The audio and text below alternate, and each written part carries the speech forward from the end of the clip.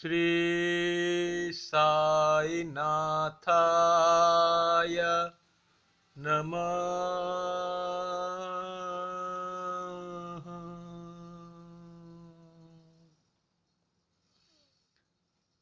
ओम श्री साई सच्चरिता अध्याय 10। सद्गुरु। साईं बाबा सद्गुरु है, उस कोटि के सद्गुरु जिसकी वर्णना, उनकी महानता की वर्णना हम नहीं कर सकते। जो भी भक्त बाबा के दर्शनार्थ आते थे, उनके प्रश्न करने के पहले ही बाबा उनके समस्त जीवन का एक एक घटना का पूरा पूरा विवरण कह देते थे। सद्गुरु जो त्रिकाल ज्ञानी है, हर एक जीव के हृदय की बातों को जो जानता है, जो समस्त भूतों में ईश्वर दर्शन किया करते थे, वो शिरडी के साईं बाबा, जिनके लिए मित्र और शत्रु दोनों एक समान थे। वे निस्वार्थी एवं दृढ़ थे। दृढ़ता, कोई स्वार्थ नहीं। भाग्य दुर्भाग्य उन पर कोई प्रभाव ही न था। सद्गुरु को कैसे पहचानेंगे? एक एक सद्गुरु के लक्षण साई सच्चरिता में इतनी अच्छी तरह साईं बाबा ने खुद ही बताया है। देखने में तो वो देहधारी थे, पर देह किंचित मात्र भी देह के लिए उनको आसक्ति न थी। देह तो उनके लिए केवल एक आवरण था। यथार्थ में वे तो नित्य मुक्त थे, आत्मलीन थे।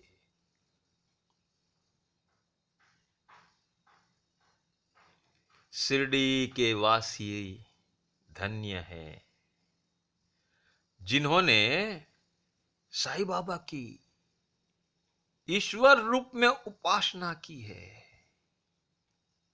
सहज सरल पवित्र शिरडी के नर नारी,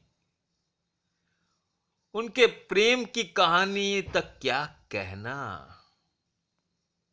बिल्कुल भोली भाली। शिरडी के नर नारी का बाबा के प्रति पवित्र प्रेम, और ग्रामीण भाषा में भजन रचने के लिए वे सदैव प्रेरित करते थे। यद्यपि ग्राम के नर नारी उतने शिक्षित न थे, परंतु उनके सहज सरल भजनों में वास्तविक दिव्यता झलकती थी। उनका प्रेम सच्चा प्रेम था। अंतरात्मा से साईं के गुण गान गाते थे शिरडी वासी। साईं देवा मेरे देवा, साईं देवा, साईं देवा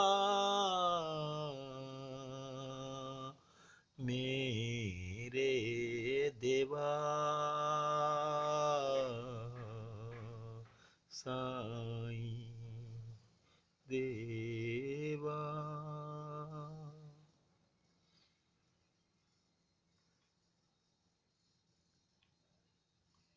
बाबा का सानिध्य में शिरडी पवित्र धाम। बाबा ने अनेक लीलाएं रची, प्रमाण दिया और शिरडीवासी आनंद, शांति, मधुर वातावरण का अनुभव करते थे।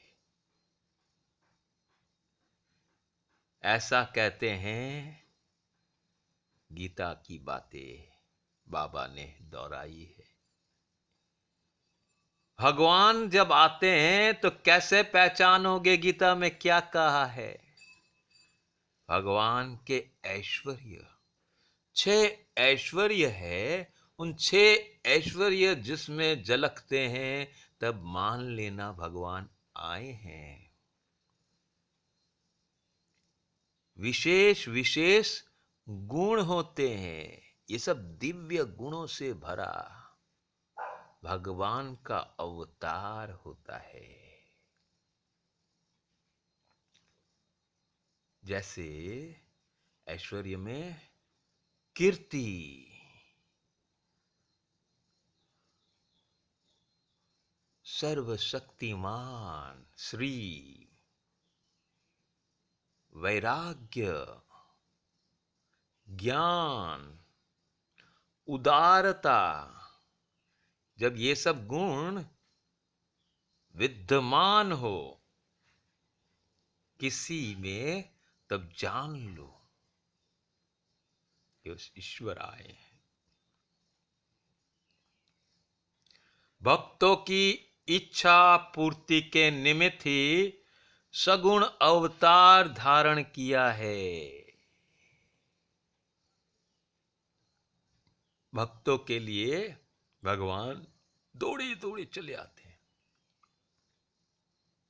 बड़ी विचित्र कृपा है बाबा की। भक्तों को स्वयं अपने पास खींच लेते हैं, अन्यथा उन्हें कोई कैसे जान पाता? बाबा के वचन, बाबा के श्रीमुख से जो वचन बाबा कहते थे, जिनका वर्णन करने के लिए सरस्वती का भी साहस नहीं होता था। सरस्वती मां, ज्ञान की देवी, पवित्रता की प्रतीक सरस्वती, शक्ति, प्रेरणा सरस्वती। सरस्वती का भी साहस नहीं होता था। सोचिए, एक उदाहरण दिया जाता है।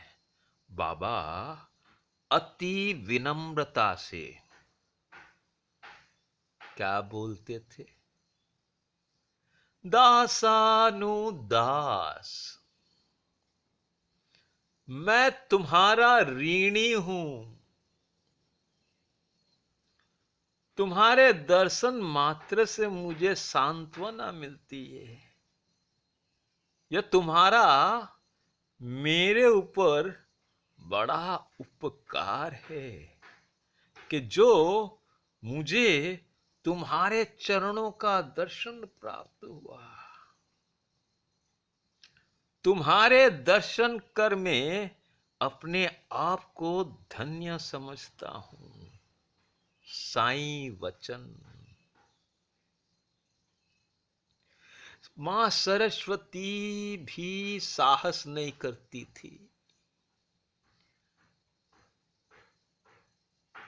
बाबा के वचनों का वर्णन करने में वो असमर्थ थी। बाबा दासानुदास, मेरे गुरु भी मालिक के दास थे और मैं मेरे गुरु का दास, ऋणी हूं। तुम्हारे दर्शन मात्र से मुझे सांत्वना मिली। भगवान का दर्शन हर प्राणी में करते थे। भगवान को, ईश्वर को, मालिक से बात कर रहे हैं। हर जीव के अंदर में मालिक को देखते थे और कहते थे तुम्हारा मेरे ऊपर बड़ा उपकार है कि जो मुझे तुम्हारे चरणों का दर्शन प्राप्त हुआ है। चरण आचरण, तुम्हारे दर्शन कर मैं अपने आप को धन्य समझता हूं। ये जगत, ये सृष्टि सब तो मालिक की ही देन है। जगत के हर हर कर्तव्य, हर हर कर्म मालिक के कर्म है। उसी में ज्ञान अज्ञान दोनों मिला के एक विवेक की उत्पत्ति होती है। मालिक का दर्शन करता हूं, ऋणी हूं मालिक कि तूने मुझे भी बनाया और मैं कैसे तुम्हारे ऋण चुकाऊंगा। दासत्व भाव, विनम्र भाव, क्या विनम्रता।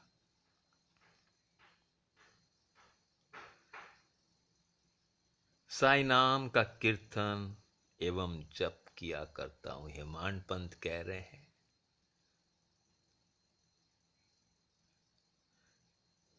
साईं बाबा की महानता को कोई आंच न पहुंचे, इसलिए मैं क्षमा प्रार्थी हूं। ओम।